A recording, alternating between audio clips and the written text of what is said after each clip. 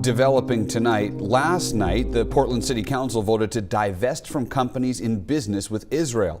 The goal is to highlight the humanitarian crisis in Gaza since the start of the war between Israel and Hamas. That began last October when Hamas attacked Israel.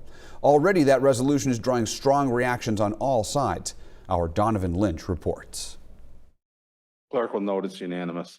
This week, Portland becoming the latest American city moving to divest from companies doing business with Israel. People in Portland, Maine, and across the U.S. have spoken very loudly that the atrocities have to end. The new resolution passed by the City Council calls on the city manager to refuse to invest public money in more than 80 corporations, from banks to car companies with ties to Israel.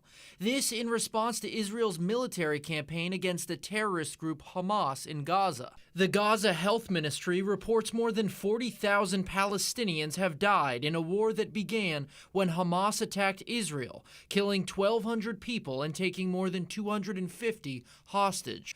For Sarah Snyder, whose group Maine Coalition for Palestine helped sponsor the council's action, the goal is to pressure Israel to stop its military campaign. We have to say we can't support this, and if our U.S. tax dollars are supporting it, we have to make sure our city tax dollars aren't supporting it. But the resolution has already drawn fierce backlash. Do our voices not matter? Do our lives mean less than the lives of other people? Leora Kirk is a member of Maine's Israeli community. She feels Jewish Mainers were not consulted on the council's effort, and that the divestment's broad scope shows it's rooted in something more than anti-war sentiment. You're sending a very clear message that this isn't about the war in Israel. This is truly about being Jewish. Snyder, who herself is Jewish, disagrees. This resolution is so in line with Jewish values. As for the effect of the resolution, Portland's finance director Brendan O'Connell says there's no financial impact for the city.